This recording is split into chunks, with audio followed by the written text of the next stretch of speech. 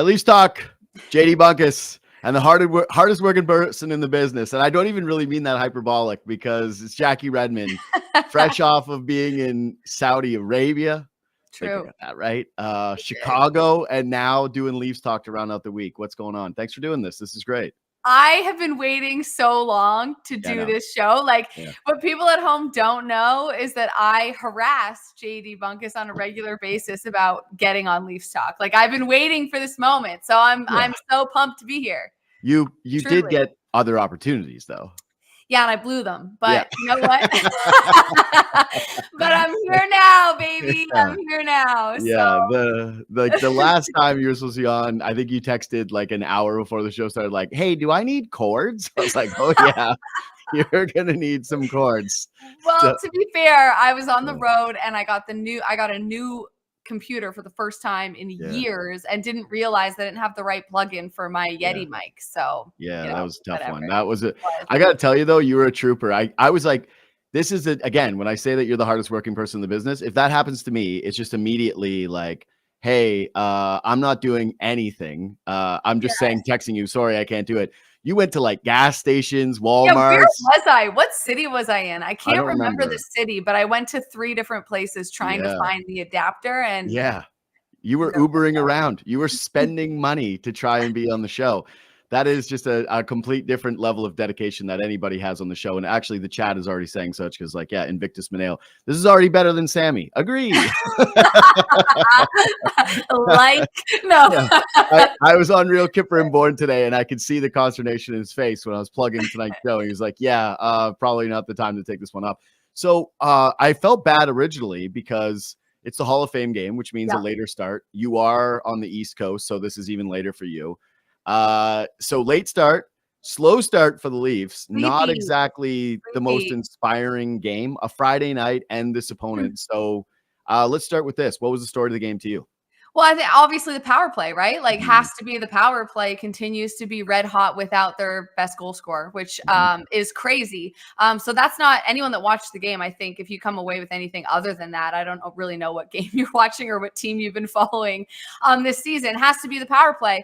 But, I think there's actually a lot to like about this game, even though it was a sleepy start and it was kind of low event hockey, if you will. Each team have 18 shots on goal. There's so much here that I actually really like, even though from an entertainment standpoint, the best thing happened at the very end when Anthony Stolarz was there's barehanded grabs in hockey too. We can do it. I would say power play, right?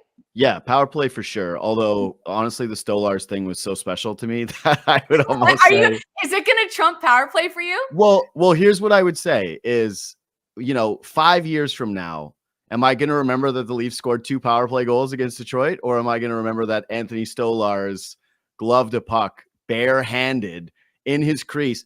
So, okay. Crazy. Anthony Stolarz has balls. My God. The balls on him.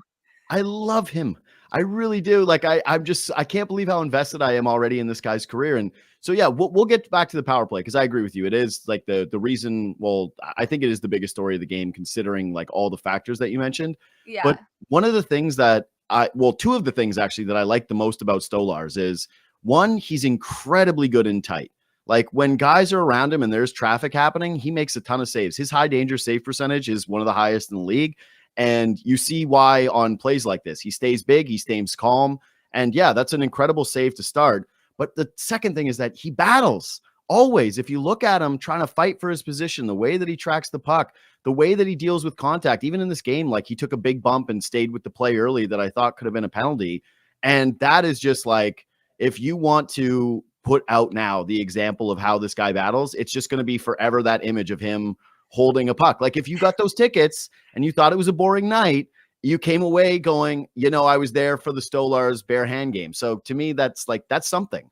And he's the opposite of soft, right? I think he's proven that in such a short period of time for all of the reasons that you just mentioned, but also this barehanded grab with skate blades everywhere. And he's just there's a clip of him after, and I didn't see it in the replay on the broadcast, but he kind of just someone obviously said something to him after the whistle and he just went Like he just shrugged, like, well, like I had to find the puck, and I That's what found you got to it. Like, do. That's what you got to do. You got to act like you've been there before. Just the most routine, like, yeah, let's get on with the game. I love that. You got to be a cool guy about it. But yes, for a team that constantly, not constantly, but has in the past been sort of criticized for being soft or not being tough enough or not wanting to like get into the dirty areas, to have a goaltender that is willing to like sacrifice his fingers potentially to stop a puck in a 2-1 hockey game, or maybe it was 3-1 at that point, I can't remember, against Detroit, who's not very good in November. Like, this is not a playoff game. This is not like a crazy important, like, I'm not risking my digits for this game. Like, that's not happening for me. But Anthony's willing to do that for us, for Leafs Nation. So he's easy to root for. And, I think that there's something very special about, or something motivating and inspiring about somebody that, at one point just felt like nobody really thought he was going to do it. Like he was just he didn't have it or whatever. And that's a very, in some ways, powerful place to be, because it's all upside, right? Like, oh, no one thinks I'm going to make it now. I don't have it. I'm not an NHL goalie. And now he's here and he's like, hell yeah, let's do this. He's got to be the most popular Leaf right now. He's got to be the guy with the highest approval rating, like maybe in the entire city, like out of all of the athletes here, just based on the run that he's had. But I also love the idea that he made that play on a night where it's in front of a million boozed up Hall of Famers. Like there is allegedly boozed up. They're drinking. They're having some drink. They're having some cellar. You don't think that in between periods they're all doing some just like shoulder rubbing and getting they're doing elbow rubbing and some drinks in them. It's great. Like they'll remember that guy from this game, which I think is pretty cool that it happens to fall on the Hall of Fame weekend. But yeah, no, he's been great. The story continues, and like Wool's going to get the net tomorrow night because it's a back-to-back. But yeah, the more this guy plays this way, the more they continue to need to adjust this plan that they had at the beginning of the season, because he is just the guy. So back to the power play. It seems so simple, but they're having success because they're just going to the net. Like, oh my gosh, I know.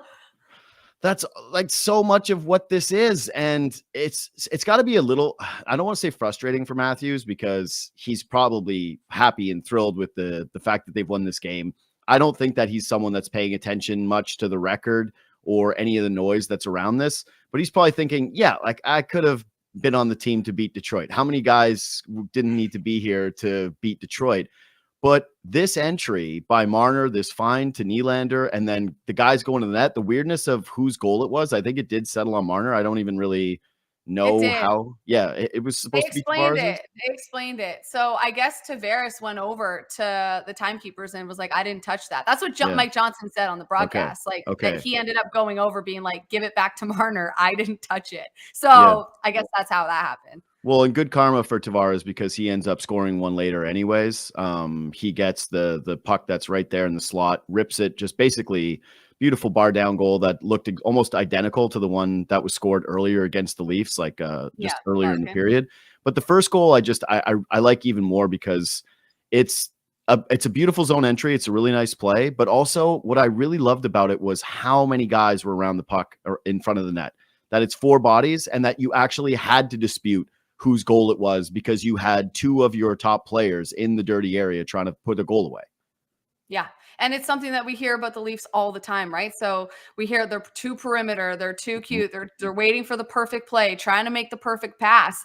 And sometimes like you can't always be waiting for that. You can't always be set up. Like motion is your friend in the game of hockey. And they had a lot of that tonight, a lot of just chaos in front of the net when they did have opportunities. And even we saw them driving the net on plays that didn't turn into goals as well. Cam Talbot's been really good for Detroit. He's one of the only reasons that they're like even remotely relevant right now. So like for me, that's what it was too. Even the goal that was taken back, right? Like Bobby McMahon's crashing the net, and he ends up getting a call for goalie interference, but I don't care. I love that. I was like, more Bobby, more. Let's keep doing this, because I think too, it like sets the tone. That play happens early in the game. I would have loved to see Robertson get a goal. That would have been a nice thing for him. But I just think all of those elements are there. And the more that they can do that on a consistent basis, I think the more luck that they're going to have. Like, it doesn't have to be pretty goals all the time. And I think even when Matthews comes back, and Matthews has never been, I don't think, someone that shies away from,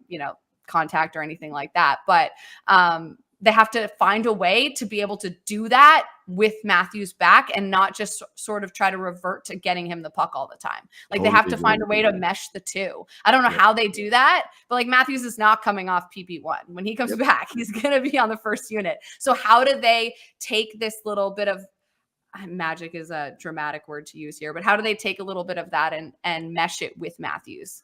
I'm totally fine with using magic here. This is 3 straight games of the power play goal after being the worst power play in the NHL in just about every single metric, including the success. So no, this is huge for them. Do you have, I agree with your points about Matthews having to fit into this and then the team not having to revert back to those perimeter habits that they've had earlier. I did think that this is just the way it goes with hot hands. Like, Tavares did have a goal on the power play. He seemed to be the guy that everybody was talking about, including myself, that was automatically coming off of that unit. He finishes one and you go, oh, this makes it a little bit different. This makes it a little bit more interesting. Riley scored one while Matthews has been out. Do you have a theory as to why this has been happening? Like, why the Leafs are winning without Matthews? Why Marner has looked this way over a couple of games without Matthews, why the power play is clicking? So overall, not just on the power play, do I have a theory? Yeah, I think it's layered. You can answer them both differently, but yeah, I've kind of thrown it all as one big thing. If you think there's one big specific differentiator, you can mention it. I don't know. I think that maybe there's an element of just freedom a little bit for the rest of the roster. I feel like we've had the same core four in Toronto for so long. And I know the other layers have changed and differentiated over the years. So maybe this doesn't apply here, but like, maybe it's something where Matthews is out of the lineup. So everything's just a little bit different. It's not so familiar. There's just that little bit of difference that allows people to kind of do things they wouldn't otherwise do in certain situations. I don't know if freedom is the right word, because you obviously want Matthews in the lineup. If you can have Matthews in the lineup, he's the best goal scorer in the league right now. But I think maybe there's an element of that. I also wonder if Marner was out right now for a stretch or Nylander was out for a stretch, would the same thing be happening just because you're missing such a big centerpiece of the team? And when that happens, like, something has to fill that gap. Sometimes it's negative stuff. Right now, it's positive stuff for the Leafs. Guys are stepping up. They're taking advantage of the opportunity, even if it's not resulting in a bunch of points. I think we're seeing guys sort of find their confidence a little bit and play the way that they want to play, maybe. And maybe it's the coaching too. I don't know. Do you have a theory? Yeah, well, mine's kind of similar to yours, which is, so I was thinking about Marner specifically tonight and why I would continue the experiment with no Matthews. Craig Berube likes duos. That's the way that he likes to build his line. And to me, it's like, I would want to spread the talent out. To me, I would be going with the duos of Nyes with Matthews, keeping the Arizona guys together. Domi and Marner keeping the London Knights guys together, your favorite. And then keeping, for now anyways, Tavares and Nylander together. And I think Pacioretty does round out that line, but then you figure out who the other two wingers are on those other two lines and you go from there. Because my theory is similar to yours, where I think that they don't have to look for him all the time. That they just look different in the sense, Marner specifically, like, I'll kind of keep it to him because he's played with him the most. You see Mitch on that power play goal where he finds Nylander, he breaks in the zone. They're not trying to set up. He's not trying to curl back to the wall and think like, okay, what we've got to do is give Matthews his touches and make sure that he's ripping it towards the net. And I think that people are cautious with these takes because everyone obviously really likes Austin Matthews, and they're, we all have to keep qualifying it with this whole thing of like, he's a great goal scorer. He's a great goal scorer. Yeah. Like, obviously he's a great goal scorer. Obviously the team is better with him, but yeah, I think that for Marner, his vision starts to expand to what is the right play with every single person on the ice. What is the number one play, rather than the focus of, hey, I've got to get it over to 34 so that he can grip it and rip it. And so That's my theory. I'm not Yeah. proclaiming that this is the gospel, but that's what I thought of tonight when he made that play. I think like there's a subconscious element to that. And I Yeah. think also like, even if it's not a conscious focus, I just think it's like, it's a routine, right? Like these guys practice the power play, then they take what they practice and they put it into a game and they do it over and over and over and over and over again for 82 games times however many years for this particular core. And I just think naturally when you break that routine, you automatically are going to make plays based on instinct because things are different. You're just missing a piece that has always been there. Like we get in our cars every day and we drive. And when you've been driving for 20 years or however long you've been driving, like sometimes you just drive and you get to your destination. You're like, I don't remember any of this drive. Like I stopped at the reds. I signaled when I turned left. Like I did all the things, but like I didn't really think about it because you drive to work every single day the exact same way. And it's just a routine. But the second that there's a detour or an accident or something happens, everything changes, right? You're more alert. You're thinking about where you have to go. What's the best alternate route that I can take to avoid this accident or to get around this detour? And I think I did not plan this comparison right now, but I think it fits. I think it's a good comparison. The routine has been broken. And so now Marner and others have the ability to go, okay, how do I want to play the puck in this situation? Do I want to make a pass here? Do I want to drive to the net? What do I want to do? And I think because the routine's been broken, maybe we're seeing just guys going on instinct just a little bit more. Well, and that would make sense too, because what is, I would say, Marner best at is being an instinctual player. Yes. Right. That's who he is. And so if you remove a piece from the equation, and when you're talking about subconscious, I don't even think it's that. You've got two guys who their whole careers have wanted to play together. So you're making a statement to the coaching staff over and over again saying, we want to be together. We want to be together. Well, if you're going to be together, then you have to play well together. And so, yeah, you're obviously thinking about one another. And for Mitch specifically, he's thinking like, I've got to set this guy up all the time. So again, these are theories. If anybody in the chat that's watching this has them, fire away. You can let us know what you think the reasoning is of this. But yeah, I think that, there's some merit to the stuff that we're talking about here. So the other story to me tonight was Connor Dewar's coming back and Matthews is going to come back. And apparently Hakanpää has a stall now. So it, to me, felt like the third line specifically, that they were hyper aware that there's two bodies that are going to be joining this roster. And they played like it a little. You mentioned the goal that gets taken away. I don't think it's controversial whatsoever. I know some people were like, oh, it's incidental. I was like, yeah, he bumps the goaltender and nobody pushes him into him. And it causes very clearly goalie interference. Yeah, I agree. I don't know what people are talking about. Yeah, that's right. So I was like, yeah, that's so. But I kind of felt for those guys in that moment because it's a nice little touch pass by McMahon back to Great Robertson. pass. Robertson drives the net well. They had some great shifts, specifically in the third period, where I thought like they hemmed in the Red Wings a couple of times. They were sort of just buzzing, looking for their opportunities. But I felt for them a little bit there because they're clearly dying for a goal. McMahon and Robertson specifically. They're obviously two players that are going to be on the bubble here when those guys return. And so, yeah, for them to not get one was tough, but I think the process was great for that group. Yeah, I totally agree. I love Bobby McMahon. Like I just, for whatever reason, ever since he joined the team, like I am a Bobby McMahon stan. I love the guy. I think he's great. For whatever reason, I like the way he plays. There's something about him that I root for him. So I would have liked for that goal to count too. And it's like they had jumped from the very beginning, right? Like I thought the first 5 minutes of the game was pretty sleepy, but the one line that I noticed was the Robertson McMahon line. So I think that speaks for something. And then, defensively at the end of the game, they talked about it a lot on the broadcast, was the third and fourth line sort of really putting good shifts together and handing off good shifts with the lead, protecting that lead and doing it in a way that was very just business like, right? I know we've said this before about tight games with the Leafs in the past and blah, blah, blah, blah, blah.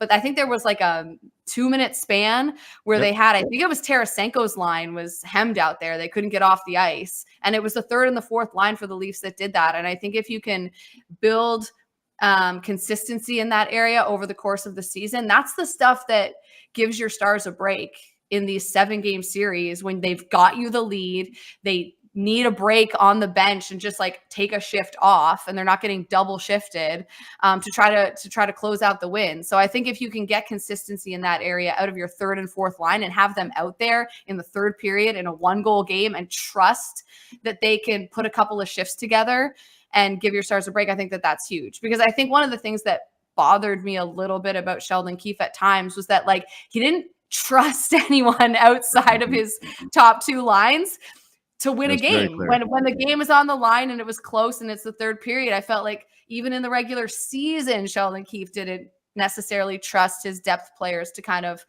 hold that lead for his stars. So I thought that was a positive too. Yeah, it was. I'm just looking up the ice time because McMahon finished with almost 14 minutes. Robertson still around 12. But some of the other guys on was Holmberg over 14. Kampf ended up with 13.